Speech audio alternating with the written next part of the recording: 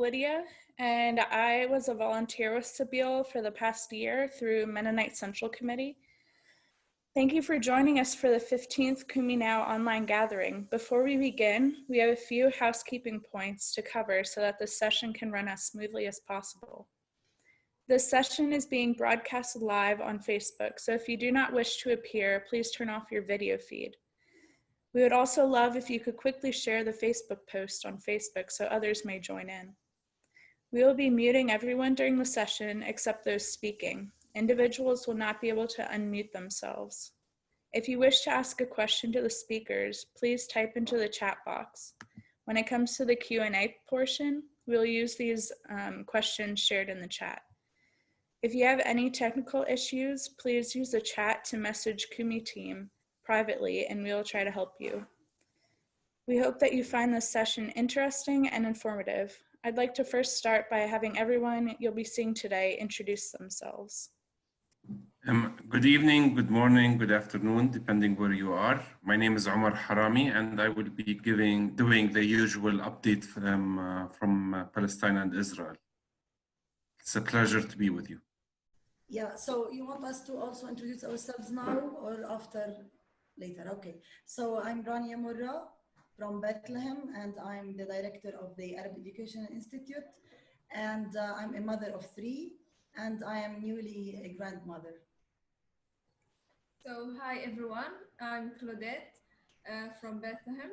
I'm working at AEI since last year as assistant coordinator. Also, I'm coordinating something called War Information Center, which we will talk about later.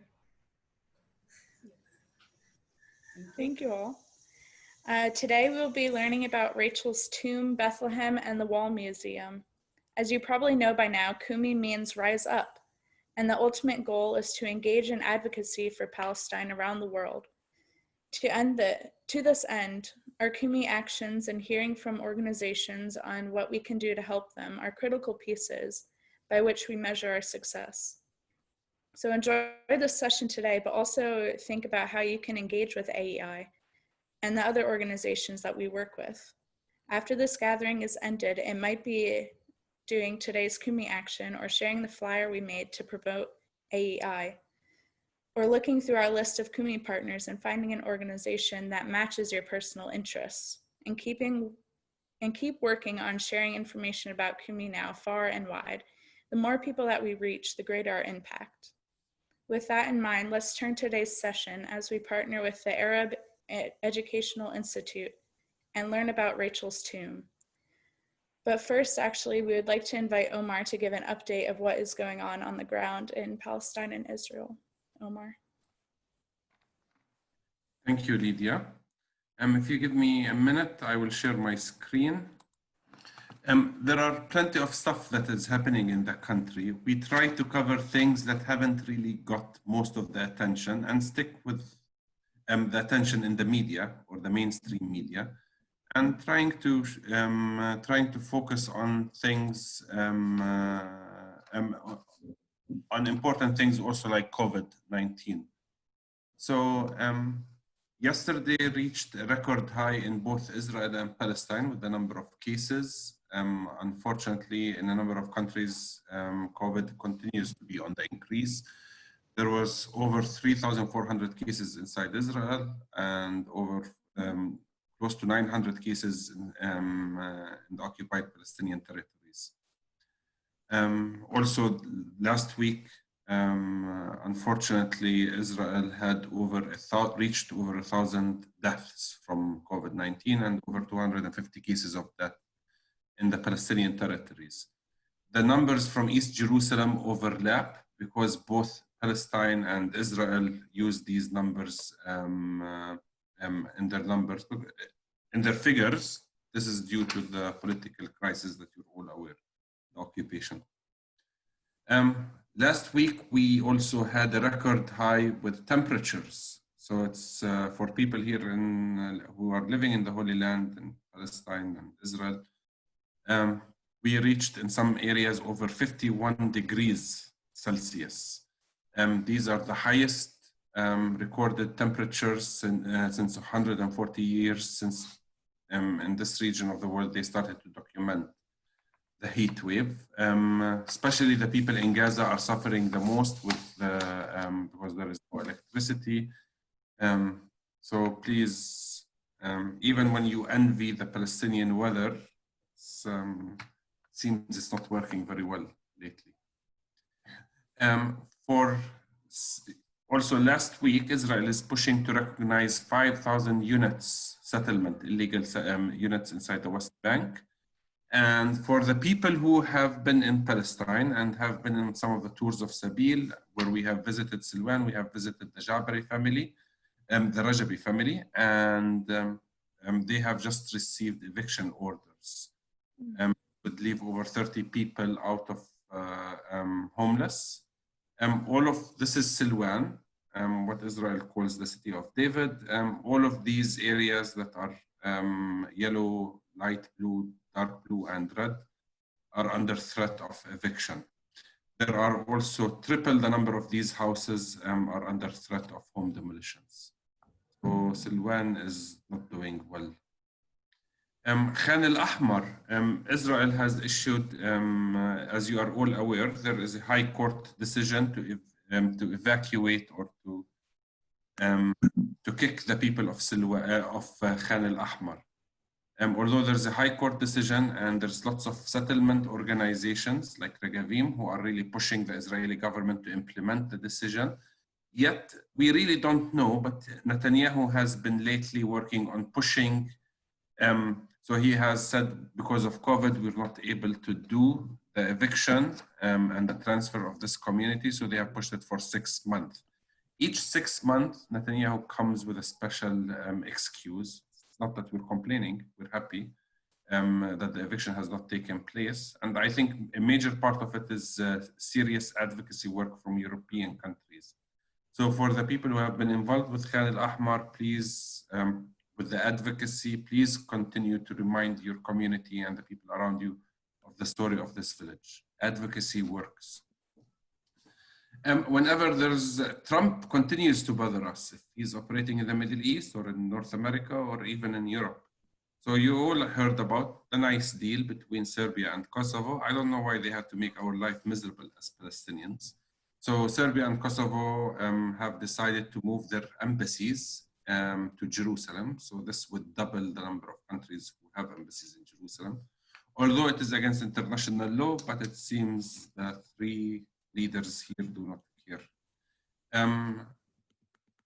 That's very unfortunate, but we're also happy with the European Union who sent out a strong statement to both Kosovo and Serbia telling them that there is no country that is part of the European Union that has an embassy in Jerusalem. And if they have expectations to join the European Union, they shouldn't be following Trump. So that's it for this week. There is also the number of attacks on Al-Aqsa Mosque and the Haram al-Ibrahimi in Hebron. They have reached a record high in August with over 20 incursions in Al-Aqsa Mosque and Al-Ibrahimi Mosque in August alone, and over 50 decisions to ban the call of prayer in both mosques. So with this, I leave you in the hands of Lydia.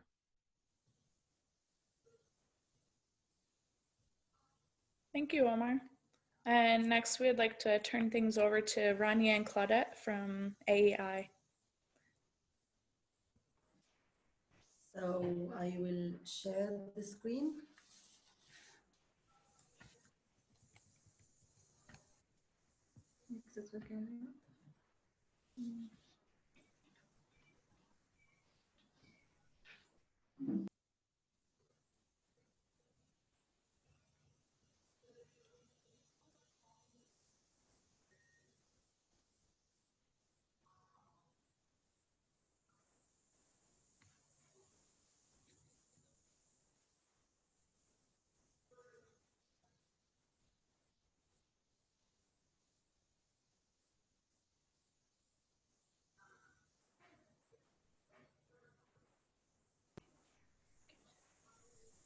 Okay, hi again, everyone. First of all, we will start to talk about a brief introduction about AEI.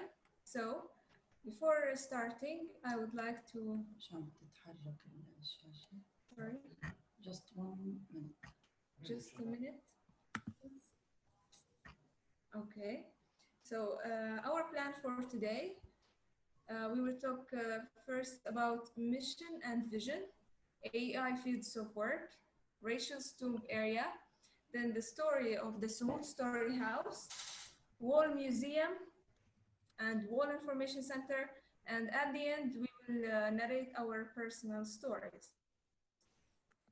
Okay, so Arab Education Institute was established in Bethlehem in 1986 by a group of Palestinian educators. AEI mission is to raise voices of Palestinian youth, women, and educators to narrate, communicate, and advocate their individual and community sumud to local and international audiences. AEI has a vision of Palestinian actively and publicly participating in a free, democratic, and pluralistic Palestine in which civic rights, including women's rights and the rights of religious communities, are respected. Now, about AEI fields of work, I will talk about fields of work through the project that we are implementing. The first one is citizenship and diversity, Christian, Muslim living together in Palestine. This project aims at promoting and strengthening the concept of living together, citizenship, and diversity. As you can see in this photo, this is a photo from our joint Christmas celebration, where we invite all the schools that we are working with, the private schools and the government schools, and we invite public figures, a mufti and the priests, and all the public figures from the Ministry of Education also. And in this project, we involve 30 private and governmental schools in Bethlehem and Ramallah. Now, the next project is called Palestinian Youth, Protecting Civil Values During Conflicts. Okay, this project is being implemented with 8 government schools. It aims at, for sure, at Bethlehem. It aims at teaching the youth the importance of making a positive change in their behavior through nonviolent actions. Also, preserving civic values during conflict, whether internal or external. And the third one is raising their voices in front of decision makers through implementing advocacy campaign. Okay, as you can see in the first photo on the right, on the left, on the right, this is a part from one of the advocacy action in one of the schools who are participating in this project. And on the left, this is one of the games that was produced during this, this project, which is called Rules of Respect. Okay, this is the third project, and it is called Palestinian Youth, Sumud and Advocacy. It is funded by the EU. It aims at empowering youth to raise their voices in front of stakeholders, decision makers, in order to solve a problem by carrying out advocacy campaigns. Also, involves 20 communities, youth, and women's groups in Bethlehem and Hebron region. And as you can see here in the pictures, we have one of them is while they are playing a game. As Claudette mentioned, that we have games. So for each project, we try to work on an educational game. So this game is called, or we call it a simulation game. And the other two photos They are during the advocacy action, one in Dura, South Hebron, and the other one is at Rachel Stum area. The fourth project is entitled Palestinian Women Operating Early Warning and Mediation Systems to Prevent Conflicts in Hebron H2. It is funded by the UN Women. It is being implemented in 5 neighborhoods in Hebron H2. In this project, women in marginalized Hebron areas, they will increase capacity to participate in conflict prevention efforts. And also women CSOs will increase capacity to develop and apply early warning system and effective responses to conflicts. Besides that, the parties to the conflict and communities have more favorable attitudes towards women's participation in conflict prevention efforts, including reduction of violence.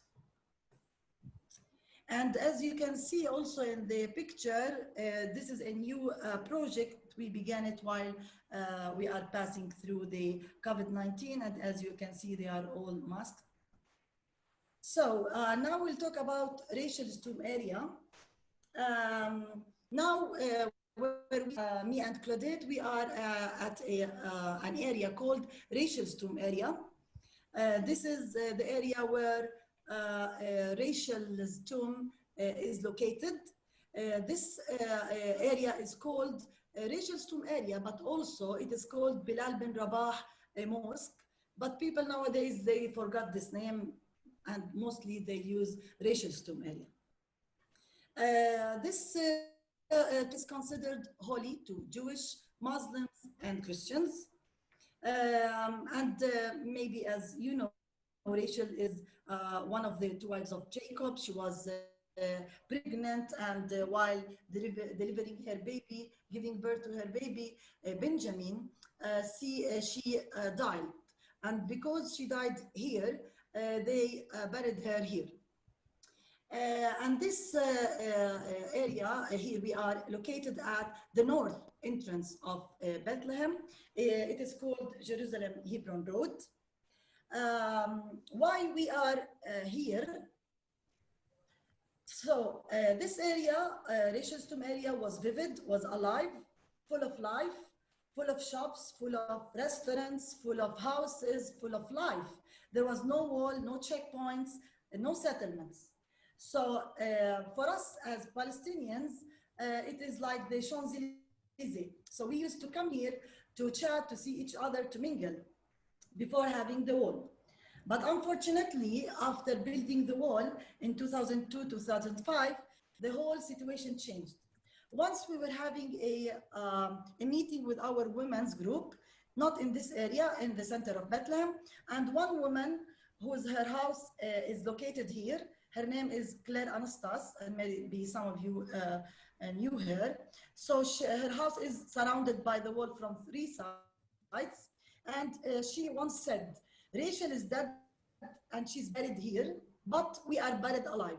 Believe me, all the time when people are coming here, I'm repeating this sentence, but it's not really a normal sentence. Whenever I say this, I shiver. It's even, I cannot really breathe enough, because how come when she opens the window, she can just see a wall? Whenever she wants to go up to the roof, she cannot. So it's the way how all the Palestinians are living, who are close to the wall or who are even in area A or B or C. So here we are at area C, and this area, as I told you, was alive, but nowadays, because of the wall, the life became really miserable. It is like a ghost area. So we decided to do something, and we know we cannot do a lot, but we want to try. So what we did is we came here and we rented a house, and the aim was to bring Christians and Muslims who are here, youth, women, together in order to interact, raise their voices on different social, cultural, and women and youth subjects. But when we came here, we collected data about the people who are still here in this area. So we collected this data and we went to the houses. We knocked at each house. Believe me, it was not easy. Some of the people, they were not even happy to welcome us.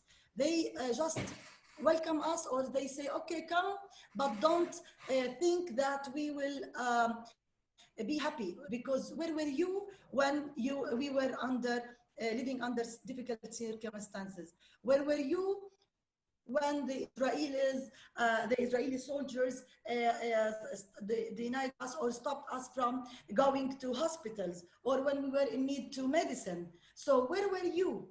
We said, we know it was even forbidden for us and difficult for us to come to this area. So we told them, we will put our hands together, we can do something. So at that time, at that moment, I still remember, they told me, can you dismantle the wall? Can you end occupation? I said, of course I cannot. But if we put our hands together, we can do a lot. So from that time, I told them, I visited many houses, more than 40 houses, and just 5 women accepted to come to pay us the visit back. So when they came, just we tell them, let us pay, let us narrate our stories. And from that moment, from 5, we became more and more. Now we have, now because of the corona, the situation is not the way we want, but we have now kids group, youth group, we have women's group, and we have choir group, and also we have parents, beside the schools, as Claudette mentioned. So we opened the house and we told the woman, we want to give this house a meaning, a story. So we call it Sumud Story House. Why house? Because when we visited the houses, people were frustrated, tired. Even they don't want to tell their stories, because they said, yes, we'll tell you our story, and then what can you do? And then we said, we will call it a house because we want you to come to your second house. So that's why we decorated this way, as you can see in this picture. This is the way how we decorate the Sumud Story House. The colors of the Palestinian flag, we use the cloth like the tent to relate it to the past, how we were living in a tent, how people were united, they were living with one heart, loving and caring for each other. So, and then we use the word sumud. Why? Sumud means, it's an Arabic word, by the way, and it means steadfastness and staying in the land and never to give up. But for me, I don't like this translation, because sumud cannot be translated.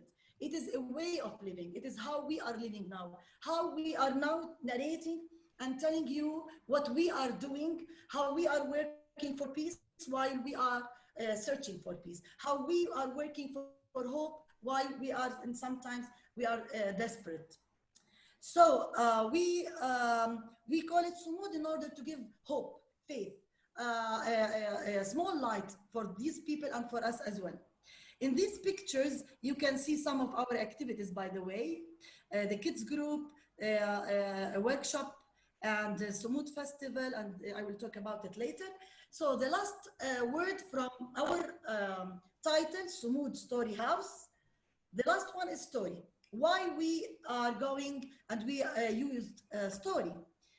You know, media is not enough fair with us. Media is trying to show us either victims or terrorists, and we are not victims and we are not terrorists. We have rights, and we need to raise our voices in order to tell the whole world what's going on.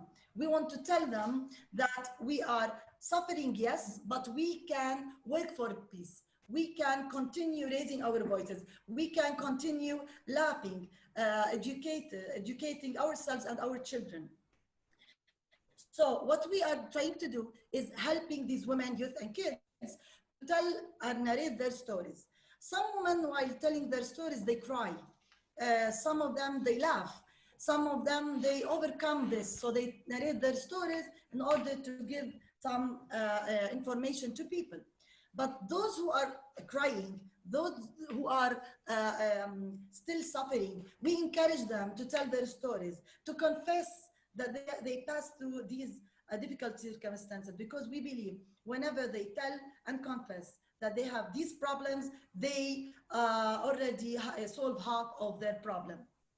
So what we are doing is that we help these women to tell their stories in front of each other, to try to listen, to understand each other, to respect each other, to give space for each other. And by doing this, they can overcome their problems. They also can put them on our website, also on social media, in some of our publications. And also what we did is that we created something called Wall Museum. And as you can see now in the picture, we have these stories hanged on the wall. Then we said, okay, but not all people, they know us. Some people, okay, they know us, they can get to know, knock at our door or go to our website or buy our publications. But what about the people who usually come to Palestine, mainly to Bethlehem, and they don't even meet people? So we want to encourage them, besides visiting the dead stones, to talk and know about the living stones. So we created something called Wall Museum outside of the wall, outside of the house. And by doing so, we help people, even though they don't want sometimes, we encourage them in a way or another while passing from checkpoint 300 to the Nativity Church, because we are in this area, so easily, without even intending, they will see these pictures and these posters, and maybe by curiosity, they can come back and know about these stories. So now I will leave you with a small video about the Wall Museum. Museum consists of more than 100 large posters that show daily life stories of Palestinian women and youth. The posters, 2 by 1 meter, are fixed to the separation wall in North Bethlehem. Reading the stories, visitors become more informed about the Palestinian reality under occupation. The Wall Museum is still expanding. Anybody can help expanding it further by sponsoring the story poster.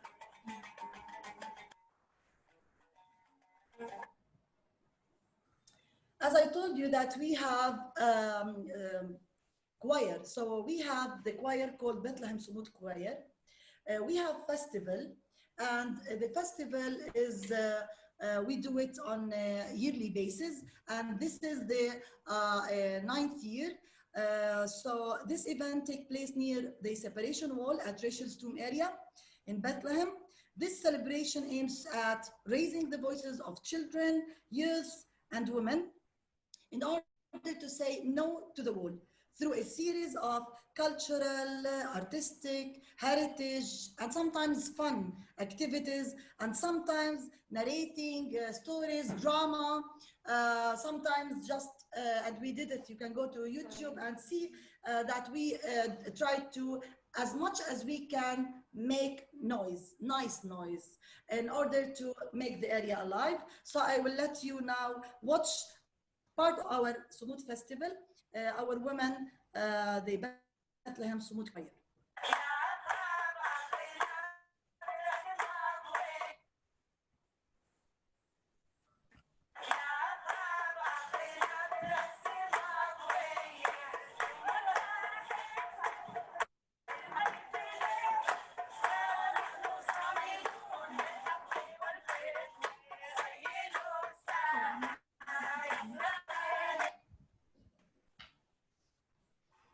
And the other things, I will talk also about an activity that we did with our children, a kids group in front of the wall.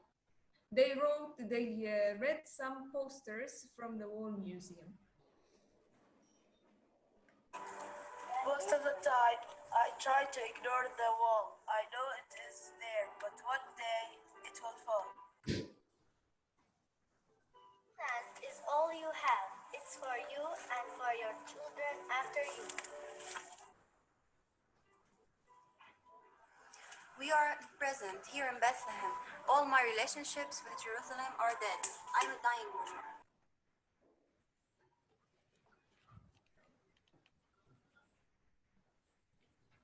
the sentences you heard from these kids are quotes and are quotes from some Palestinians who are living in this area. They are expressing their feeling by writing these quotes. Nowadays, the Wall Museum has become part of a newly established Wall Information Center. What is this center? This center is a place where we collect information about the impact of the wall. It gives voices to Palestinians who are directly and indirectly hurt by the wall. Also, it provides information about the impact of the wall, as I mentioned before.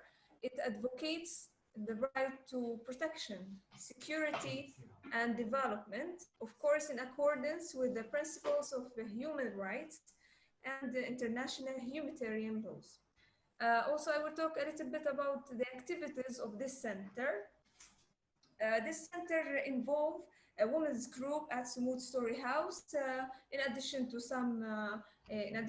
AEI's members from the youth group and children and kids, to raise publicity, conduct research, guide local and international visitors, building networks, contribute to local and international advocacy efforts, help developing media projects about the impact of the war, and building capacity among those affected people, and providing data and relevant materials. Also to add to that, so the aim of the Wall Museum also is in order to raise the voices of Palestinian people about the negative impact of the wall, also to convey the Palestinian message of justice, freedom, and peace through non-violent peace resistance. Okay, now this is a video of my personal story, but unfortunately the voice is so low, so you cannot hear it well. I will show you the video, but I will narrate my story while you are watching the video.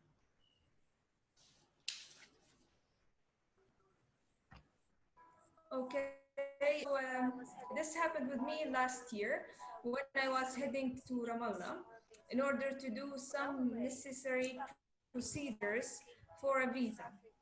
And on my way, we stuck in a suffocating traffic jam in an area called Kalandia, where there's an Israeli checkpoint. It is a well-known area with its terrible traffic jam. While we were waiting in a large queue of cars, I was looking through the window of the car. Suddenly, a beautiful small bird surrendered from the sky and stood on one of the walls. Then it started to fly freely from a place to another. At that moment, I felt, or I thought about the life of this bird, how it lives and moves freely from a place to another. So I wished to become a bird in order to fly and move freely as it did, without having any barriers or walls standing in my way. So this is a personal experience I've passed. And as you can see, I was standing in front of the wall while I was working on the Wall Museum and checking the posters and thinking what can we do to to work on the Wall Museum and produce things and so on. Yeah. Thank you, Claudette. So now I will narrate also my mother's story. By the way, this story is with more than 300 stories are hanged on the wall in at Rachel's tomb area. Some of them beside the Benedictine Church, beside the big gate of the checkpoint 300, and some of them are beside the big gate where Pope Francis prayed. Also, also at Rachel's tomb area, and the other one at Aida refugee camps. We have different way of stories. When you come and visit the Wall Museum, you can see the background of the area, some pictures how it was and how it is now. Also a map. You can see and read some stories. Also, we have stories for women, we have stories for youth, we have stories for kids, and we have also men's stories. Besides that, we have poems, we have some wishes, and I will also narrate beside this story, a story with hope. So this is the story of my mother, and then I will narrate the other story. So this story entitled Rescue.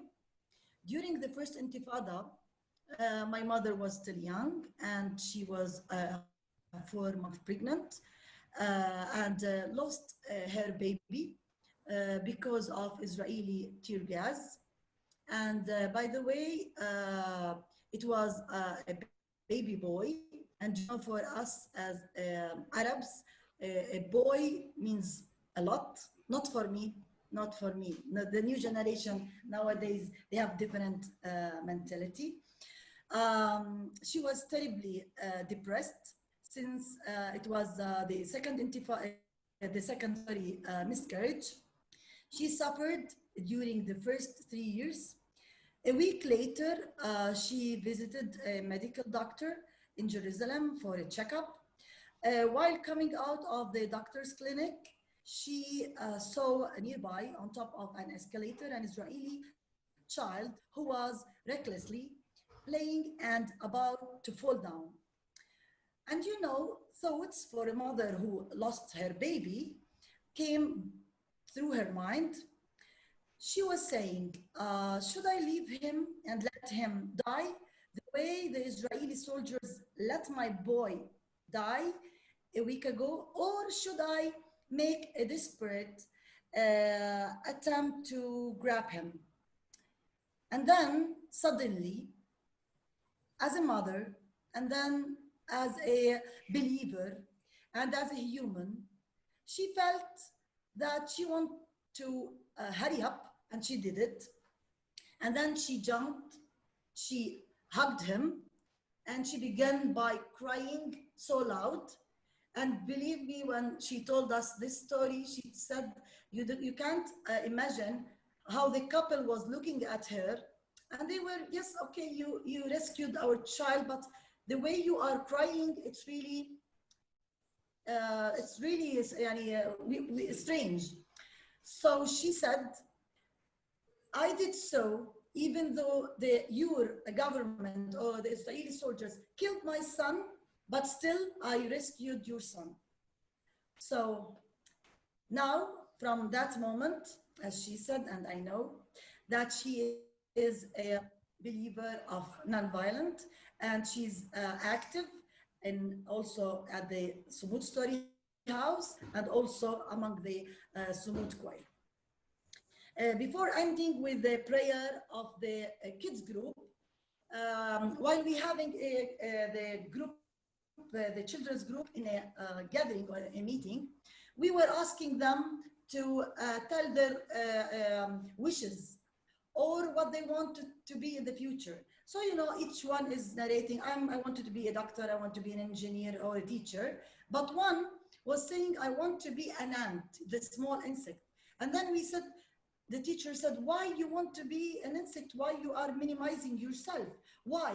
And that at that moment, this child said, I want to be an ant in order to have access and to climb the wall and go to visit my family in Jerusalem.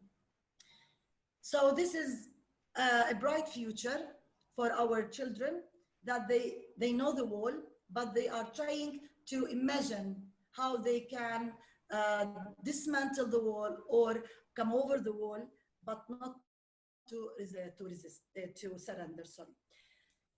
So we will end, me and Claudette, with this prayer, just one sentence from our kids group. God, we want peace. Thank you from Thank me you. and from Claudette. Thank you so much for sharing. One person was wondering if you could speak more to the early warning project work that you mentioned at the beginning in the introduction. Yeah, can you share more about that project that you have? Again, I didn't catch. Can you? The early warning project that Okay. you mentioned earlier. This is a new project, and we are trying to. Is it? Wait, I will switch on my camera. Okay.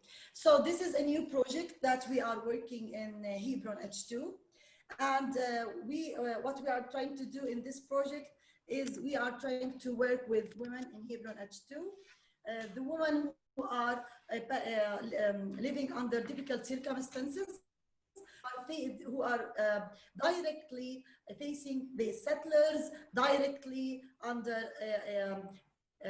passing through many conflicts like political or settlers or violence, different checkpoints or all these. So what we are trying to do is try to operate to have a group of women who will be like early warning system, a group of women who can go to the ground and try to collect data from the ground, what's going on, to know the problem. Sometimes when they collect the data to collect the problems, they can, let us say, they can speak with because we have two groups, the early warning system, and we have the mediators. So they can collect the data, a problem, a story, whatever it is, and then they go to the mediators and then they try to solve it. Sometimes it can be solved on the spot. Sometimes they need to go to the stakeholders, to go to some decision makers in order to help them solve it. And then after they collect these stories, these problems, these conflicts, we want to raise their voices and we want to help them to solve them. And then we will be having a platform, we'll be having a website where women can put all these conflicts on the website by the help of our partners, and then they can get access and raise their voices through putting everything on the website. Nothing will be under the table. We hope so, because some conflicts are really sensitive, like corruption, like sexual harassment. It is not easy to mention it, especially in Hebron. Thank you.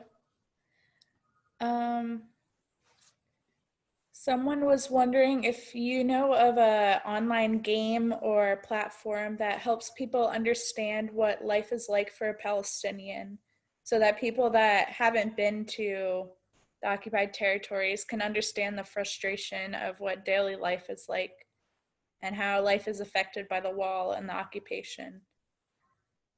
Would you?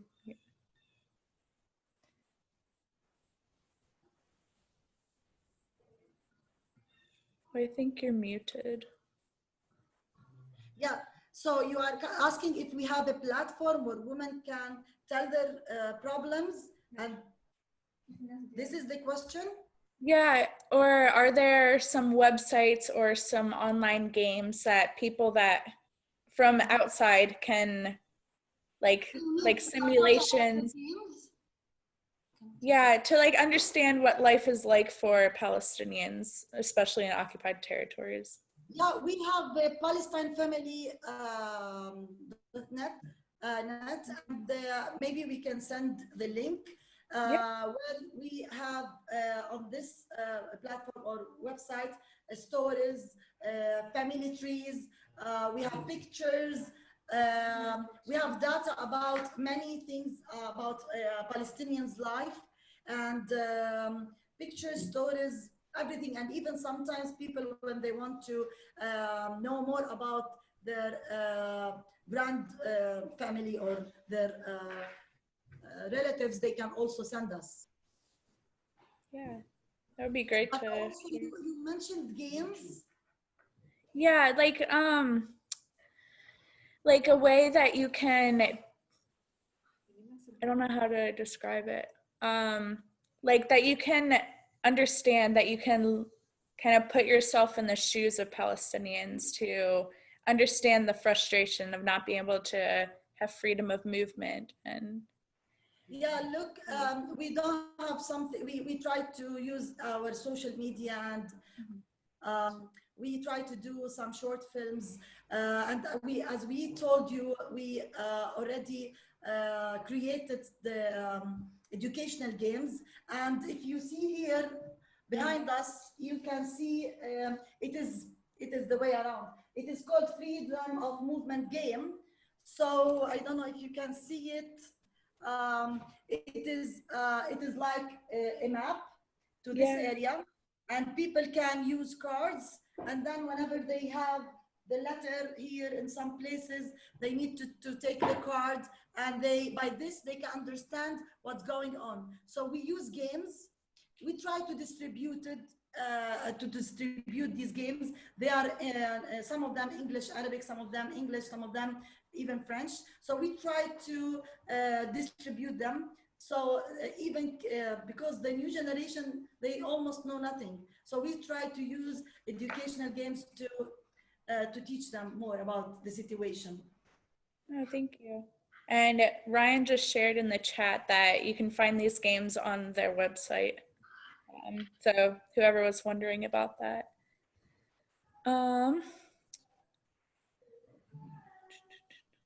Someone was wondering, what is your experience with the Israeli military being so close to the wall?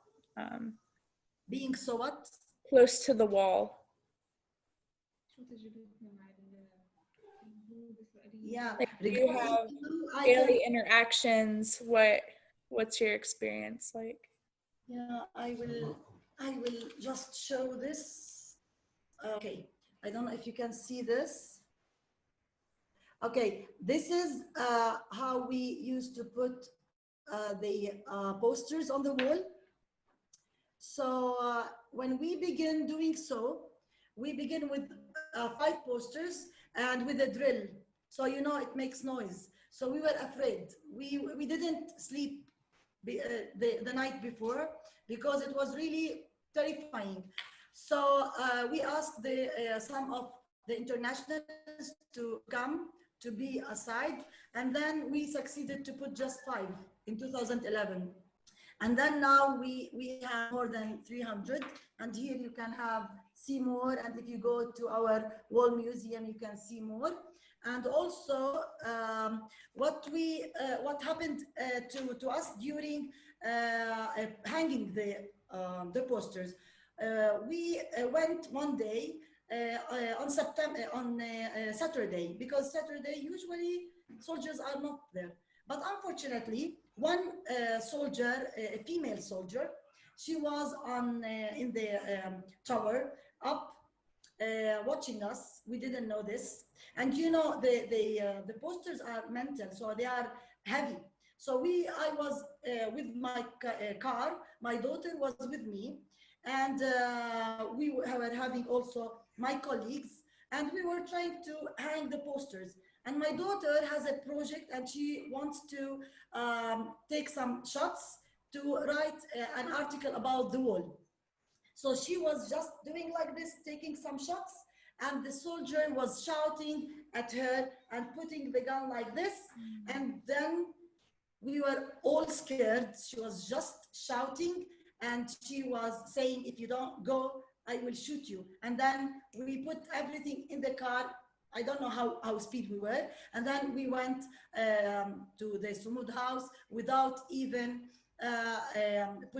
continue the posters. But we then continue later on the week, or I think 10 days after. So yeah, we have some. I was on the blacklist, by the way, but good, thanks God, now I'm not. Thanks God. Yeah.